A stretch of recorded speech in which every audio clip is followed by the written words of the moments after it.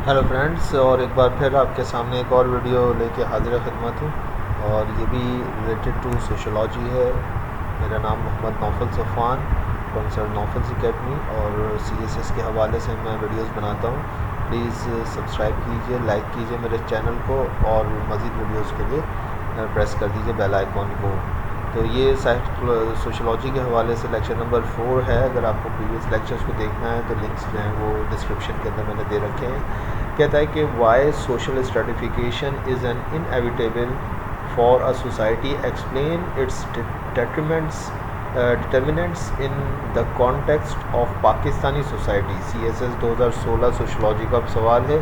और अगर आपकी समझ में नहीं आया तो मैं इसको एक्सप्लेन कर दूँ। वो कहता है कि पहले असल में उसने राज की बात तो ख़ुद ही बता दी है कि सोशल स्ट्रेटिफिकेशंस इनएविटेबल होते हैं, यानी कि इससे बचा नहीं जा सकता। सोशल स्ट्रेटिफिकेशंस जो हैं इसके लिए माहिरीन और सोशलॉजिस्ट इस बात पे मुत्तफ़िक़ हैं कि इनएविटेबल हैं।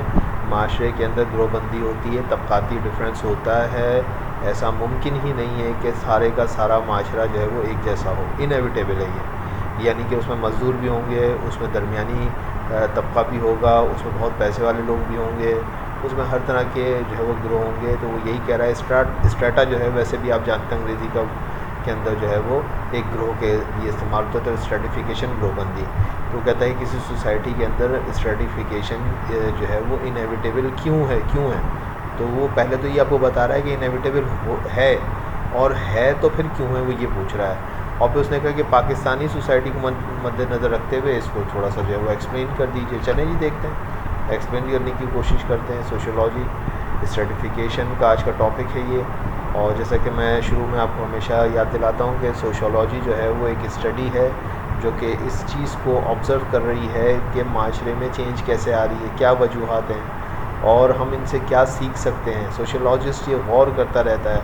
ऑगस्ट कॉम्टे जो हैं वो इस सब्जेक्ट के जो हैं वो फाउंडर माने जाते हैं।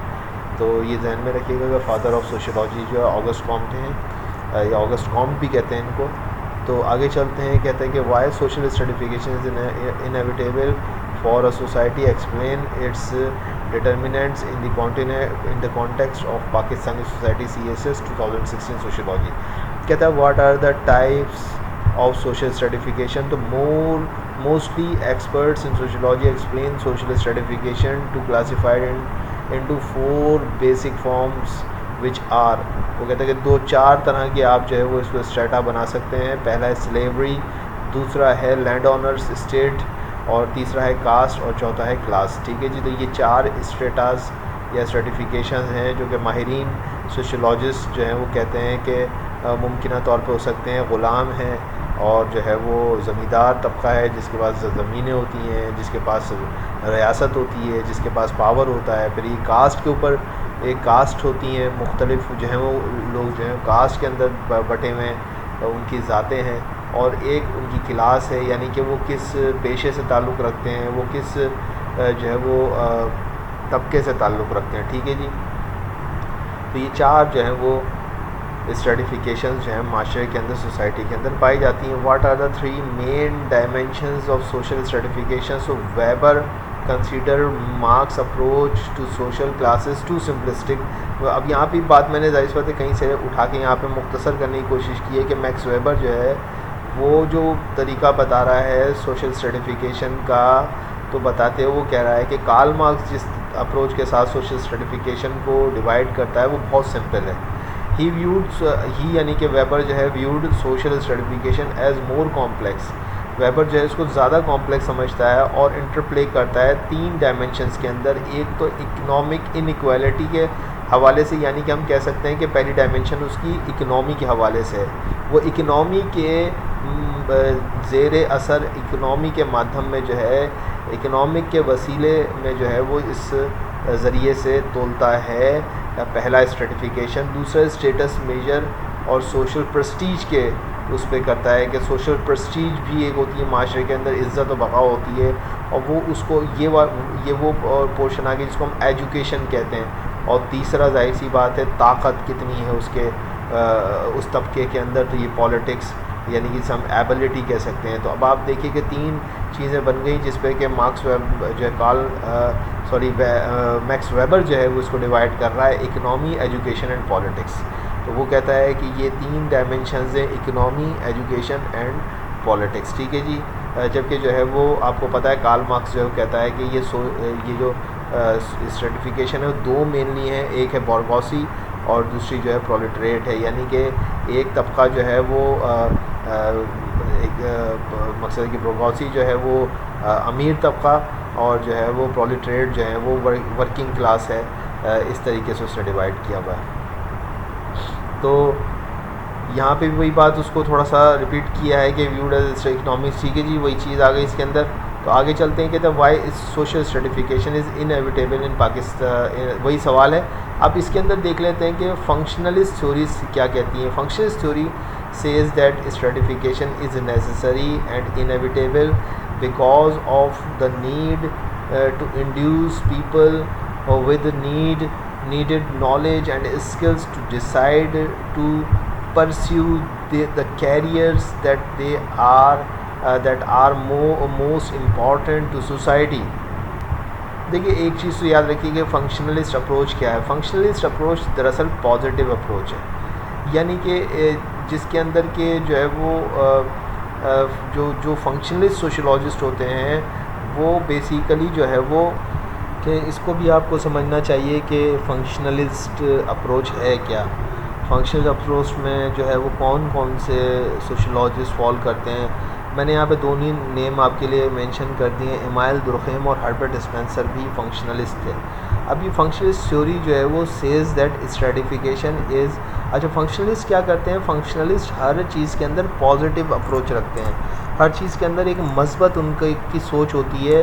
वो हर चीज़ के अंदर अच्छाई की नज़रिया, यूँ मैं जितना आसान कर सकूँ मैं कोशिश कर रहा हूँ कि वो अच्छाई के नज़रिए की तरफ सोचने की कोशिश करते हैं कि उनका वो ऑल इज़ वेल जैसे कहते हैं ना, कि वो वाला शायद उनका, अगर मैं मुनासिब समझूँ तो यहाँ पे कह सकता हूँ कि पॉजिटिव अप्रोच होती है। लेकिन एक और चीज़ होती है सोशलॉजी के अंदर, पॉजिटिविज़म। आप इसको पॉजिटिविज़म से कंफ्यूज ना हो जाइएगा। पॉजिटिव यहाँ पे सिंपल पॉजिटिव है, यानी कि मस्बत कह लें, या कि जो है वो अच्छाई की तरफ, यानी कि एक बढ़ोतरी की सोच रखने वाले लोग जो है ना वो फंक्शनलिस्ट होते हैं। अब वो फंक्शनलिस्ट के लिए सुन लीजिए कि वो क्या यहाँ पे जो है वो हो सकता है कि फंक्शनलिस्ट कौन लोग हैं। अब ये फंक्शनलिस्ट वो लोग हैं जो कि कहते हैं कि stratification is necessary in inevitable because ये नहीं, इससे बचा नहीं जा सकता, इनएविटेबल है। तो ये भी पता चल गया है जो एग्जामिनर ने जो ये कहा कि स्ट्रेटिफिकेशन इज़ इनएविटेबल, ये फंक्शनलिस्ट अप्रोच है, ठीक है जी। तो एग्जामिनर को भी आप बताएंगे कि ये फंक्शनलिस्ट अप्रोच है, फंक्शनलिस्ट थ्योरी है, क्योंकि आपको पता होना चाहिए, तो आप ये एग्ज़ाम के अंदर बताएंगे। तो बैरल कहता है inevitable because of the need to induce the people with the needed knowledge and skills. तो जाहिर सी बात है, सब हर चीज़ की एक ज़रूरत बनती है माशरे के अंदर। मैं पहले एक्सप्लेन कर चुका हूँ, आगे चलता हूँ। कहता है 4 basic principle evolve in social stratification. Number 1, social stratification is a trait of society, not simply a reflection of individual difference. तो पहली बात ही पता चली, सोशल स्ट्रेटिफिकेशन एक माशरे की खसूसियत है। माशरा बनता ही तब है जब उसमें स्ट्रेटिफिकेशन होगी। वाह, ये बात आपकी समझ में आई कि ट्रेट है ये सोसाइटी, यानी कि अगर मैं कहूँ कि इंसान है तो इंसान की ट्रेट ये है कि इंसान जो है वो बाईपेडल होता है, क्वापेडल नहीं होता है, यानी कि 2 पाँव का जानवर है, 4 पैरों का जानवर नहीं है। तो ये उसकी एक ट्रेट है। या इसी तरीके से जो है वो इंसान जो है वो ओमनीवोरस है, यानी कि जो है ये उसकी ट्रेट है कि वो ओमनीवोरस है, सब्ज़ी भी खाता है, गोश्त भी खाता है। शेर जो होता है वो सिर्फ जो है वो गोश्त खाता है, वो सब्ज़ी नहीं खाता। तो इस मकसद कहने का ये है कि ये हर चीज़ की एक ट्रेट होती है। तो आप पता चला कि सोसाइटी की एक ट्रेट है कि सोशल स्ट्रेटिफिकेशन होती है। दूसरी तरफ social stratification carries over from generation to generation, ये नस्ल दर नस्ल चलती है। फिर वो कहता है कि social stratification is universal but variable ये हर जगह है। सोशल स्ट्रेटिफिकेशन किसी एक सोसाइटी में नहीं है, ये हर सोसाइटी के अंदर होती है, लेकिन वेरिएबल हो सकती है। इसकी शक्लें दूसरी तरह की हो सकती हैं हर जगह पे। इसे अगर कहता है कि social stratification involve not just inequality but believes as well है। ये नहीं है कि वो सिर्फ बराबरी ही की बुनियाद पे स्ट्रेटिफिकेशन है कि एक अमीर है, गरीब है, एक दरमियाने दर्जे का है, बल्कि बिलीव्स की सूरत में भी स्ट्रेटिफिकेशन हो सकती है। वो आपको मैंने अभी बताया था ना, कास्ट और जो है वो क्लासेस, तो ये क्लासेस की बुनियाद पे भी हो सकता है और कास्ट की बुनियाद पे भी हो सकता है, किसी बुनियाद पे स्ट्रेटिफिकेशन हो सकती है। बहरहाल आगे चलते हैं। वाई सोशल स्टडी, वही सवाल उसका अगला हिस्सा, सोशल क्लासेस और स्ट्रेटिफिकेशन इन पाकिस्तान। तो अब वो पाकिस्तान की सिनेरियो में देख लेते हैं। अब इसको तो एक्सप्लेन करने के लिए तो बहुत लंबी प्रेजेंटेशन हो जाएगी, मैं जल्दी से इसको सिंपली कर देता हूँ कि अपर सोशल क्लास मौजूद है पाकिस्तान के अंदर, नंबर 2 पे मिडिल सोशल क्लास है और नंबर 3 पे लोअर मिडिल वर्किंग क्लास है और फिर नंबर 4 पे एक्सट्रीमली पुअर क्लास है। जैसे कि आजकल कोरोना के अंदर वज़ीर-ए-आज़म पाकिस्तान जो है वो इन 25% पाकिस्तानियों के लिए परेशान है कि अगर लॉकडाउन किया जाएगा तो ये बंदे कहाँ जाएंगे जो रोज़ कमाते हैं और रोज़ खाते हैं। ये देखें सोशलॉजी हेल्प कर रही है ना आपको, ये सोशल स्ट्रेटाज मौजूद हैं। तो पाकिस्तान का वज़ीर-ए-आज़म भी मान रहा है कि सोशल स्ट्रेटाज मौजूद हैं, स्ट्रेटिफिकेशन है, उसमें गुर्बत है, गरीब तबका मौजूद है, दुनिया मान रही है। तो वाह, देखें सोशलॉजी आपको हेल्प करती है। तो कहता है नंबर 1 पे कि ये 2% पाकिस्तानी जो हैं वो अपर सोशल क्लास से ताल्लुक़ रखते हैं and they are mostly landlords. वो मैंने बताया था ना स्टेट ऑनर्स, तो ये स्टेट ऑनर्स हैं, बिज़नेस जाइंट्स हैं ये। जैसे कि बहुत सारे लोग हैं हमारे बिज़नेस जाइंट्स, मैं किसी तासुब की सूरत में नहीं कह रहा हूँ, आप जानते हैं नवाज शरीफ साहब का ख़ानदान जो है बिज़नेस जाइंट है, वो उसको कोई मैं किसी नेगेटिव सेंस में नहीं कह रहा हूँ। ख़ुद आसिफ अली ज़रदारी साहब का ख़ानदान जो है बिज़नेस के हवाले से, जब इस वक्त अगर आप उनकी शुगर इंडस्ट्रीज़ को देखें, जहांगीर तरीन साहब है बिज़नेस जाइंट है। तो हर जगह पे, और ये बिज़नेस जाइंट आजकल बड़े बदनसीबी की बात है कि ये पॉलिटिशियंस भी हैं। इमरान खान साहब तो हमेशा से कहते रहे कि अगर जो पॉलिटिशियंस हैं उनको बिज़नेस के अंदर नहीं होना चाहिए, क्योंकि अगर वो बिज़नेस में होंगे तो वो पॉलिसीज़ वो बनाएंगे जो उनको फेवर करेंगी, मुल्क को फेवर नहीं करेंगी बल्कि उनको फेवर करेंगी। तो वो तो ये कॉन्सेप्ट लेके आया कि जो है वो पॉलिटिशियन को जो है वो, लेकिन अब वो क्या करें, उनको भी इसी माशरे में से ही लोगों को चुनना है। और जो है वो मुल्क का जो इंटेलेक्चुअल तबका है वो तो पॉलिटिक्स में है ही नहीं। मुल्क का जो बिज़नेस जाइंट हैं वही जो है वो पैसे वाले लोग ही पॉलिटिशियंस भी हैं। तो वो पैसे वाले बस ये एक अलमिया है, बहरहाल बात कहीं से कहीं जा रही है। मैं इस वक्त आपको मिसाल दे रहा हूँ कि पाकिस्तान का 2% जो तबका है वो इंतहाई अमीर है और वो ज़्यादातर ज़मींदार है, या वो बहुत बहुत बड़े बड़े जो है वो जिनके पास जो है वो पाकिस्तान का जो है वो बहुत बड़ा हिस्सा बिज़नेस का है। जैसे जहांगीर तरीन साहब ने अभी हालिया इंटरव्यू के अंदर ख़ुद कहा कि वो 20% पाकिस्तान की शुगर प्रोड्यूस करते हैं। इतनी ज़्यादा उनकी शुगर मिल्स हैं, इतनी बड़ी बड़ी शुगर मिल्स हैं कि अगर 100 बोरियाँ बन रही हैं तो 20 बोरियाँ जहांगीर तरीन साहब बनाते हैं। तो ये आप सोच लीजिए कि इस तरीके से हुआ है। तो बहरहाल आगे चलते हैं। नॉर्मली अब मिडिल क्लास को देख लेते हैं। ये वो तबका है जो कि $2 से $10 कमा रहा है और इसकी जो एक आसान लफ्ज़ों में कह सकते हैं कि 50,000 से ऊपर की जो सैलरी वाला तबका है, 50,000 के अराउंड या 50,000 से कम से कम 50,000 से ऊपर, और इसके अराउंड जो कमा रहा है $2 से $10, तो वो जो है वो आप कह सकते हैं मिडिल क्लास। इस $2 से $10 को तो आप छोड़ दीजिए, 50,000 वाला जो ये है इसको आप ले लीजिए कि ये मिडिल क्लास तबका है पाकिस्तान के अंदर, और ये तकरीबन 40% लोग हैं पाकिस्तान के अंदर, 40% लोग। और ये जो तबका है पाकिस्तान की मिडिल क्लास का है, ये दुनिया की 18वीं लार्जेस्ट मिडिल क्लास है। याद रखिएगा कि पाकिस्तान के अंदर मिडिल क्लास एक बहुत बड़ी जो है वो क्लास है, बहुत बड़ा स्ट्रेटा है माशरे का। तो ये वो एक्सप्लेनेशन है जो मैं आपको यहाँ बता रहा हूँ। इसके बाद एक मिडिल क्लास के नीचे भी एक लोअर मिडिल क्लास तबका आता है जो कि बेचारा हमेशा मुश्किलात में घिरा रहता है, और ये 30 to 35% माशरे का हिस्सा है। ये पाकिस्तान के 100 लोगों में से 30 से 35 लोग हो सकते हैं जो कि इस कैडर के अंदर फॉल करते हैं, और ये तकरीबन 20 से 40 हज़ार रुपये कमाते हैं, और ये हमेशा मुश्किलात में रहते हैं। महीने के एंड में इनको कोई किसी से 200 से उधार मांगनी पड़ी जाती है। और ये भी वो लोग हैं जो कि इस वक्त कोरोना के अंदर जो लॉकडाउन हुआ है, ये लोग भी बहुत परेशान हाल हैं। ये वो सफ़ेद पोश लोग हैं जो कि बस अपनी सफ़ेद पोशी का भरम रखे हुए हैं। एक और जो स्ट्रेटा है पाकिस्तान के अंदर वो एक्सट्रीमली पुअर है।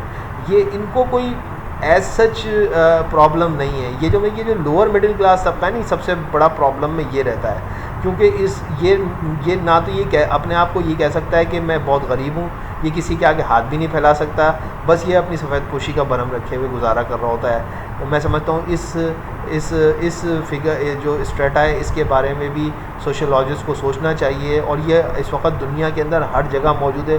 ख़ास तौर पे जो हमारा जो एशिया कॉन्टिनेंट है, यहाँ पे तो ख़ास तौर पे आपको ये लोग बहुत ज़्यादा मिलेंगे। बहरहाल एक्सट्रीमली पुअर लोग वो हैं जो कि बेचारे रोज़ कमाते हैं और रोज़ खाते हैं, उनके पास ये नहीं पता कि अगले दिन उनके घर में चूल्हा जलेगा नहीं चलेगा। पाकिस्तान के अंदर नेशनल टीवी के ऊपर पाकिस्तान के प्राइम मिनिस्टर ने जो है वो 25% कबूल किया है कि लोग पावर्टी लाइन से नीचे रहते हैं। पावर्टी लाइन की आपको डेफिनेशन सब कुछ पता है। जो ऑफिशियल फिगर्स मैंने जो है वो डिफरेंट जगहों पे देखे हैं, वो 17 से 20% के भी हैं। कुछ जगहों पे 17% कोई कह रहा है, कोई 18% कह रहा है। बहरहाल पाकिस्तान के प्राइम मिनिस्टर ने अभी इसी महीने यानी कि अप्रैल के महीने के अंदर ये बात कौम से ख़िताब करते हुए कही कि पाकिस्तान का 25% तबका जो है वो पावर्टी लाइन से नीचे रहता है, और अगर लॉकडाउन में हम जाते हैं तो ये वो तबका है जो कि शदीद दुश्वारी के अंदर आ जाएगा। तो ये बहरहाल जो है वो आपके सामने सर्टिफिकेशन पाकिस्तानी सोसाइटी के हवाले से मैंने की। आई होप कि आपको ये समझ में आया होगा। Thank you very much. पसंद आया तो लाइक सब्सक्राइब कीजिए, और मज़ीद वीडियोज़ के लिए जो है बेल आइकॉन को दबा दिए। Thank you.